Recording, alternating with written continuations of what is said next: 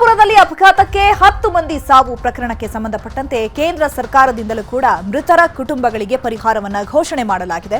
ತಲಾ 2 ಲಕ್ಷ ರೂಪಾಯಿ ಪರಿಹಾರವನ್ನ ಘೋಷಿಸಿದ್ದಾರೆ ಪ್ರಧಾನಮಂತ್ರಿಗಳು. ಪ್ರಧಾನಿ ನರೇಂದ್ರ ಮೋದಿ ಅವರು ಈಗ ತಲಾ 2 ಲಕ್ಷ ರೂಪಾಯಿಯನ್ನ ಪರಿಹಾರವಾಗಿ ಘೋಷಣೆ ಮಾಡಿದ್ದಾರೆ.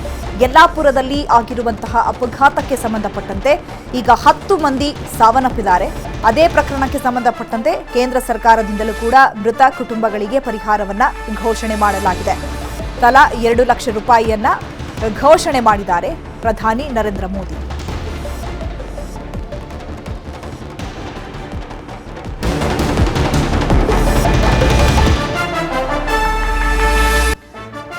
ಇನ್ನು ಈ ಅಪಘಾತ ಏನಾಯಿತು ಯಲ್ಲಾಪುರದಲ್ಲಿ, ಆ ಅಪಘಾತದಲ್ಲಿ ಸುಮಾರು 10 ಮಂದಿ ಈಗ ಅಸುನೀಗಿದ್ದಾರೆ. ಒಂದಷ್ಟು ಜನರು ಗಂಭೀರವಾಗಿ ಗಾಯಗೊಂಡಿದ್ದಾರೆ. ಅವರಿಗೆ ಆಸ್ಪತ್ರೆಯಲ್ಲಿ ಚಿಕಿತ್ಸೆಯನ್ನು ಕೂಡ ನೀಡಲಾಗ್ತಾ ಇರುವಂಥದ್ದು. ಅದೇ ವಿಚಾರಕ್ಕೆ ಸಂಬಂಧಪಟ್ಟಂತೆ ಈಗ ತಲಾ 2 ಲಕ್ಷ ಪರಿಹಾರವನ್ನ ಘೋಷಣೆ ಮಾಡಿದ್ದಾರೆ ಪ್ರಧಾನಿ ನರೇಂದ್ರ ಮೋದಿ.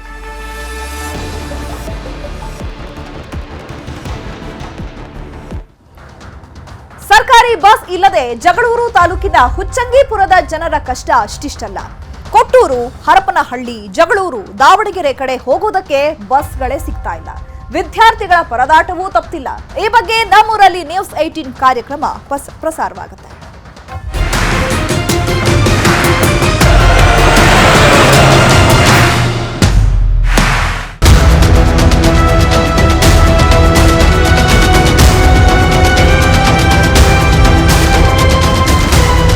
ನಿಮ್ಮ ಮನೆ ಮನೆ ಬಾಗಿಲಿಗೂ ನ್ಯೂಸ್ 18 ಬಂದಿದೆ. ನಿಮ್ಮ ಸಮಸ್ಯೆಗಳನ್ನು ಕೇಳೋದಕ್ಕೆ, ನಿಮ್ಮ ಸಮಸ್ಯೆಗಳಿಗೆ ಧ್ವನಿಯಾಗೋದಕ್ಕೆ, ಸಂಬಂಧಪಟ್ಟಂತ ಅಧಿಕಾರಿಗಳಿಗೆ ನಿಮ್ಮ ಸಮಸ್ಯೆ ಏನು ಅನ್ನುವಂಥದ್ದನ್ನು ತಿಳಿಸೋದಕ್ಕೆ, ಈ ಮೂಲಕವಾಗಿ ನಿಮ್ಮ ಊರಿಗೆ ಆಗಬೇಕಾದಂತಹ ಅಭಿವೃದ್ಧಿ ಮತ್ತು ಬೆಳವಣಿಗೆಯನ್ನು ಕಾಣುವಂಥ ನಿಟ್ಟಲ್ಲಿ ನಾವು ಬಂದಿದ್ದೀವಿ. ಇದುವೇ ಇವತ್ತಿನ ವಿಶೇಷ ನಮ್ಮೂರಲ್ಲಿ ನ್ಯೂಸ್ 18.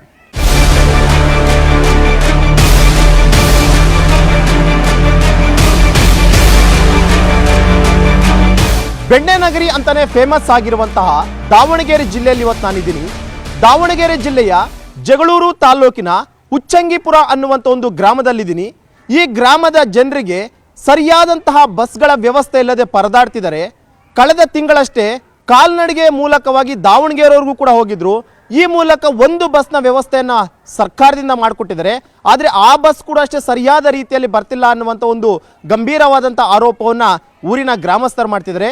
ಕೇವಲ ಗ್ರಾಮಸ್ಥರಿಗಷ್ಟೇ ಅಲ್ಲದೆ ಇಲ್ಲಿನ ವಿದ್ಯಾಭ್ಯಾಸ ಮಾಡ್ತಿರುವಂಥ ವಿದ್ಯಾರ್ಥಿಗಳು ಕೂಡ ಅಷ್ಟೇ ಬಸ್ಗಳ ಸೌಲಭ್ಯ ಇಲ್ಲದೆ ಪರದಾಡುವಂಥ ಸ್ಥಿತಿ ಎದುರಾಗಿರುವಂಥದ್ದು. ಈ ವಿಚಾರವನ್ನು ಮಾತನಾಡೋದಕ್ಕೆ ಊರಿನ ಗ್ರಾಮಸ್ಥರು ಮತ್ತು ವಿದ್ಯಾರ್ಥಿಗಳು ನಮ್ಮ ಜೊತೆ ಅವ್ರನ್ನೇ ಕೂಡ ನಾನು ಮಾತನಾಡಿಸ್ತೀನಿ. ಸರ್ ಹೇಳಿ, ಈ ಹುಚ್ಚಂಗಿಪುರದ ಜನರಿಗೆ ಬಸ್ಗಳ ವ್ಯವಸ್ಥೆ ಇಲ್ಲದೆ ಪರದಾಡ್ತಿದ್ದಾರೆ ಅಂತ ಕೇಳ್ಪಟ್ವಿ. ಜೊತೆಗೆ ಕಳೆದ ತಿಂಗಳೇ ನೀವು ಕಾಲ್ನಡಿಗೆ ಬೇರೆ ಮಾಡಿದ್ರಂತ ಒಂದು ಬಸ್ಗೋಸ್ಕರ ಅಂತ ಹೇಳ್ಬಿಟ್ಟು, ಏನದೆಲ್ಲ ಅಂತ?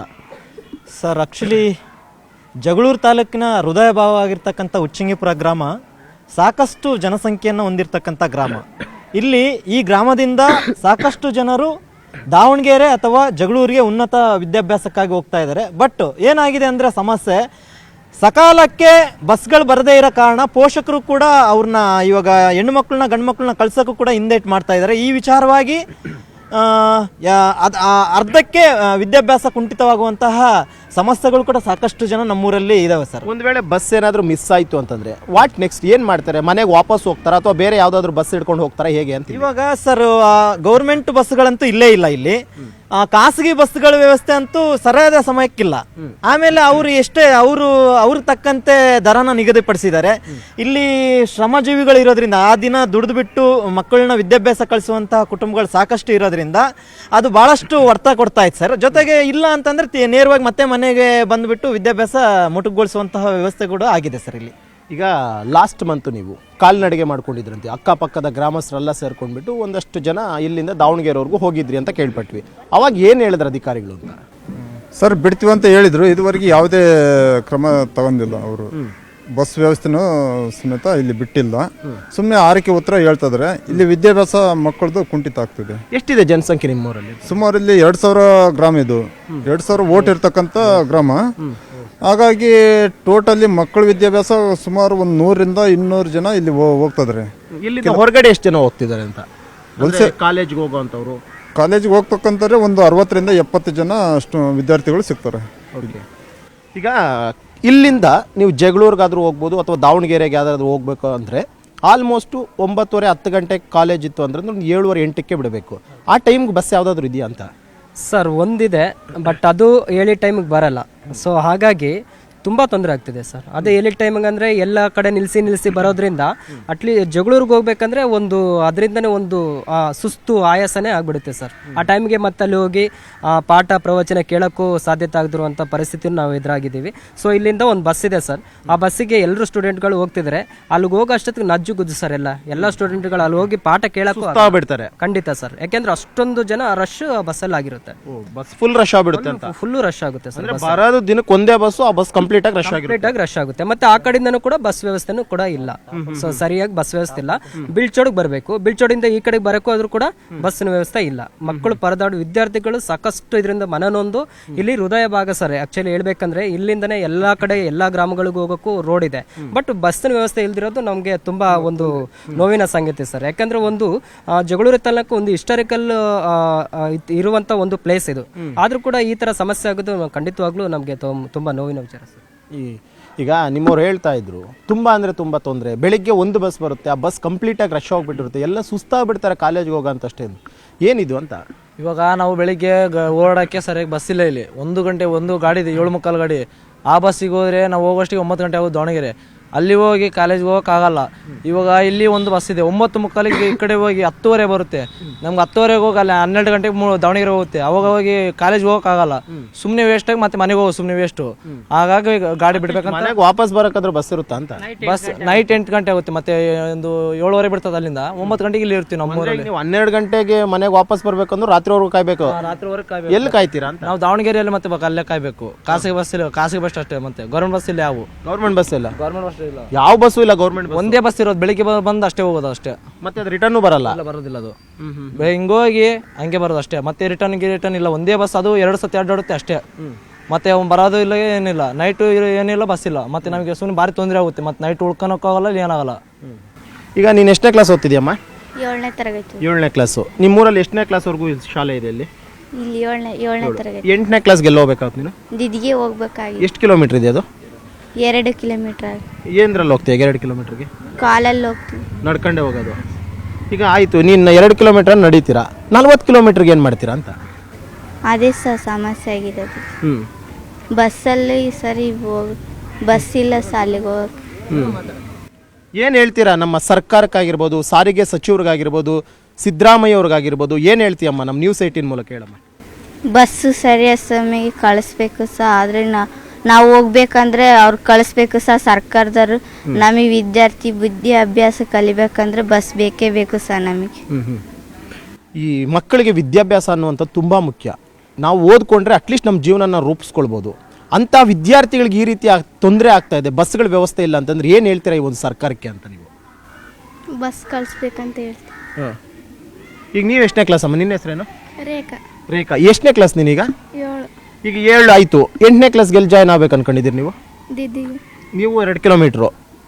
ಮತ್ತು ಒಂದು ವೇಳೆ ಏನಾದ್ರು ನಿಮ್ಮ ಮನೇಲಿ ದಾವಣಗೆರೆಗೆ ಹಾಕಿದ್ರು ಅಂದ್ಕೊಳ್ಳಿ, ಅಪ್ ಆ್ಯಂಡ್ ಡೌನ್ ಮಾಡ್ಬೇಕಂದ್ರೆ ಏನು ಮಾಡ್ತೀರಾ? ಹಾಂ, ಬಸ್ ಅದೀಗ ಬಸ್ ಸಮಸ್ಯೆ ಇದೆ, ಏನು ಹೇಳ್ತೀರಾ ನೀವು ಸರ್ಕಾರಕ್ಕೆ ಕೇಳಿ? ಬಸ್ ಕಳಿಸಿ. ನೋಡಿ ಸರ್, ಈಗ ಅವರು ಪಾಪ ವಿದ್ಯಾರ್ಥಿಗಳು 7ನೇ ಕ್ಲಾಸ್ ಲಾಸ್ಟ್ ನಮ್ಮೂರು, ಇಲ್ಲಿಂದ ನಾವು ಯಾವುದೋ ಒಂದು 2 ಕಿಲೋಮೀಟ್ರ್ ಊರಿಗೆ ಹೋಗ್ಬೇಕಾಗುತ್ತೆ ಅಂತ. ಒಂದು ವೇಳೆ ಏನಾದ್ರು ಜಗಳೂರು ಅಥವಾ ದಾವಣಗೆರೆಯಲ್ಲಿ ಏನಾದರೂ ಅವ್ರು ಓದಬೇಕು ಅಂತಂದ್ರೆ ಏನು ಮಾಡಬೇಕು ಅವ್ರು ಅಂತ? ಅವಾಗ ಏನು ಮಾಡ್ಬೇಕಂದ್ರೆ ಅವರು ಮನೆಯಲ್ಲಿ ಬಸ್ ಸಮಸ್ಯೆ ಇರೋದ್ರಿಂದ ಬಿಡಿಸಿ ಮನೆಯಲ್ಲೇ ಇದು ಮಾಡ್ತಾರೆ. ಶಿಕ್ಷಣ ಕುಂಠಿತಾಗಿದೆ. ಅವಾಗಾಗಿ ಮತ್ತೆ ಇನ್ನೇನು ಬಸ್ ಬಿಡ್ಬೇಕಂತ ಕೇಳ್ಕೊಂತ ಇದ್ದೀವಿ ಸರ್. ಅಂದರೆ ನಮಗೆ ಎಜುಕೇಷನ್ನೇ ಬೇಡ, ಮನೇಲಿ ಕೂತ್ಕೊಳ್ಳಿ ಅಂತ ಹೇಳಬೇಕು ಅಂತ ಪರಿಸ್ಥಿತಿ ಬರುತ್ತೆ ಸರ್. ಅವಾಗ ಏನು ಮಾಡ್ತಾರೆ ಪೋಷಕರು, ನೀವು ಹೋಗೋದೇ ಬೇಡ, ಇಲ್ಲಿಂದ ಬಸ್ ಇಲ್ಲ ಏನಿಲ್ಲ, ಹೆಂಗೆ ಹೋಗ್ತೀರ ಅಂತ ಬಿಡಿಸಿ ಮನೇಲೇ ಇಟ್ಕೊತಾರೆ ಸರ್. ಹಾಗಾಗಿ ಮತ್ತೆ ಬಸ್ ಬಿಡ್ಬೇಕಂತ ಕೇಳ್ಕೊತ ಇದ್ದೀವಿ ಸರ್. ಬನ್ನಿ ಮುಂದೆ ಬನ್ನಿ. ಈಗ ಕೇಳಿದ್ರಿ, ಸ್ಟೂಡೆಂಟ್ಸ್ ಕೂಡ ಅಷ್ಟೇ ಹೇಳ್ತಾ ಇದ್ರು, ದಯವಿಟ್ಟು ಒಂದು ಬಸ್ ವ್ಯವಸ್ಥೆ ಮಾಡಿಕೊಡಿ ನಮಗೆ ಅಂತ ಹೇಳ್ಬಿಟ್ಟು. ಬಸ್ ವ್ಯವಸ್ಥೆ ಇದು ಸರ್ಕಾರಕ್ಕೆ ಗಮನಕ್ಕೆ ತಂದಿದ್ದಾರೆ ಸರ್ ನಮ್ಮ ಗ್ರಾಮದವರು. ಆದರೂ ಇದ್ರ ಬಗ್ಗೆ ಏನು ಕ್ರಮ ತಗೊಂಡಿಲ್ಲ. ಸರ್ಕಾರಕ್ಕೆ ಸ್ವಲ್ಪ ಹೇಳ್ಬೇಕು ಸರ್. ಆದಷ್ಟು ಹೇಳಿದ್ದಾರೆ, ಆದರೂ ಕ್ರಮ ತಗೊಂಡಿಲ್ಲ. ಭಾಳಷ್ಟು ಪೋಷಕರು ಇಲ್ಲಿ ಹೆಣ್ಮಕ್ಳ ಶಿಕ್ಷಣಕ್ಕೆ ಬಿಡಿಸಿಬಿಟ್ಟಿದ್ದಾರೆ ಸರ್. ಅರ್ಧಕ್ಕೆ ಬಿಡಿಸಿ ಕುಂಠಿತ ಆಗಿದೆ ಸರ್ ಶಿಕ್ಷಣ. ಅದಕ್ಕೋಸ್ಕರ ಸರ್ ಇದ್ರ ಬಗ್ಗೆ ಸರಿಯಾಗಿ ಬಸ್ ಇರಲ್ಲ, ಸ್ಕೂಲ್ಗೆ ಹೋಗಕ್ಕಾಗಲ್ಲ, ಕಾಲೇಜ್ಗೆ ಹೋಗಲ್ಲ ಅಂತ ಬಿಡಿಸ್ಬಿಟ್ಟಿದ್ದಾರೆ. ಬಿಡಿಸಿಬಿಟ್ಟಿದ್ದಾರೆ ಸರ್. ಹಂಗಾಗಿ ಸರ್ಕಾರ ಇದ್ರ ಬಗ್ಗೆ ಗಮನ ತಗೊಂಡು ಬಸ್ ವ್ಯವಸ್ಥೆ ಕಲ್ಪಿಸಬೇಕಾಗಿ ತಮ್ಮನ್ನು ವಿನಂತಿ ಮಾಡ್ಕೊಳ್ತೀನಿ ಸರ್. ನೀನೇನು ಓದ್ತಿದ್ಯಪ್ಪ? 7th ಓದ್ತಿದ್ಯಾ. ನೆಕ್ಸ್ಟ್ 8th ಎಲ್ಲಿ ಸೇರ್ತೀಯ ನೀನು? ಇಲ್ಲ ದಿದ್ದಿಗೆ. ಯಾಕಂದ್ರೆ ಹತ್ರ ನಡ್ಕೊಂಡು ಹೋಗ್ಬಿಡೋದು ಬಸ್ ಇಲ್ಲ ಅಂತಂದ್ರೆನಾ? ನೆಕ್ಸ್ಟ್ ಏನು ಮಾಡ್ತೀಯಾ 10th ಆದಮೇಲೆ? 10th ಆದಮೇಲೆ ಜಗಳೂರಿಗೆ ಹೆಂಗೆ ಹೋಗ್ತೀಯ ನೀನು ಮತ್ತೆ? ಬಸ್ ಇಲ್ಲ ಮತ್ತೆ ಬೈಕಲ್ಲಿ ಬೈಕ್ ಕಲ್ತಿದ್ಯಾ? ಇಲ್ಲ ಕಲಿ ಅದಕ್ಕಾದ್ರೂ ಬೈಕ್ ಕಲಿಬೇಕು. ನಿಮ್ಮ ಅಪ್ಪನಿಗೆ ಬೈಕ್ ಕೊಡ್ಸು ಅಂತ ಹಿಂದೆ ಬಿದ್ದು ಬಿಡ್ತೀಯಲ್ಲ? ಇಲ್ಲ ಆ ಥರ ಏನಿಲ್ಲ, ಎಜುಕೇಶನ್ ಮತ್ತೆ ಎಜುಕೇಷನ್ ಇಂಪಾರ್ಟೆಂಟು ಆಯಿತಾ. ಪ್ರತಿಯೊಬ್ಬರು ಕೂಡ ಅಷ್ಟೇ ಕೇಳುವಂಥದ್ದು ಒಂದು ಆರೋಗ್ಯ, ಒಂದು ಎಜುಕೇಷನ್, ಎರಡೇ ಕೇಳೋವಂಥದ್ದು. ಸೊ ನಮ್ಮ ಸರ್ಕಾರಕ್ಕೆ ನಿಮ್ಮ ಮೂರೇ ಕಾಣ್ತಿಲ್ವಲ್ಲ? ಅವರು ಏನು ಹೇಳ್ತೀಯ ನೀನು? ಅದು ನಮ್ಮೂರಿಗೆ ಒಂದು ಬಸ್ ಬೇಕು, ಒಂದಲ್ಲ ಒಂದು 10-15 ಬೇಕು ಬಸ್. ಅಂದರೆ ಇನ್ ಟೈಮ್ ನಾವು ಹೋಗಿ ರೀಚ್ ಆಗೋ ಥರ ಒಂದು ವ್ಯವಸ್ಥೆ ಮಾಡ್ಕೊಡ್ಬೇಕು ಅವ್ರು. ಈಗ ನಿಮಗೆ ಬನ್ನಿ ಬ್ರದರ್ ಇಲ್ಲಿ. ಈಗ ಅವ್ರು ಹೇಳ್ತಾ ಇದ್ರು ನೀವು ಕಾಲೇಜ್ ಹೋಗ್ತಿದ್ರಾ? ಯಾವ college? Davangere ARG college. Daily up and ಡೌನಾ? ಏನ್ರಲ್ಲಿ ಹೋಗ್ತೀಯ ನೀನು? ಬಸ್ಸಲ್ಲಿ. ಎಷ್ಟೊತ್ತಿಗೆ ಬಸ್ ಬರೋದು? 7:45. ಅದು ಬಿಟ್ರೆ ನಾನು ಕಾಲೇಜ್ಗೆ ಹೋಗಲ್ಲ. ಅದು ಬಿಟ್ರೆ ಬಸ್ಸೇ ಇಲ್ಲ. 10 ಗಂಟೆ ಕಾಲೇಜ್ಗೆ ಹೋಗಲ್ಲ. 10-10:15 ಇನ್ನೆಲ್ಲಿ ಹೋಗಲ್ಲ ಕಾಲೇಜ್ಗೆ. 7:45 ಮಿಸ್ ಆಯ್ತು ಅಂದ್ರೆ ನೀನು ರಜೆನೆ? Attendance correct. ಮತ್ತೆ ಎಷ್ಟು ಅಬ್ಸೆಂಟ್ ಇದೆ ನಿಂದು? ಅಬ್ಸೆಂಟು ಒಂದು 50 ಆಗಿರ್ಬೋದು ಇಲ್ಲಿವರೆಗೂ. ಏನಂತಾರೆ, ಹಾಲ್ ಟಿಕೆಟ್ ಎಲ್ಲ ಕೊಡ್ತಾರಾ?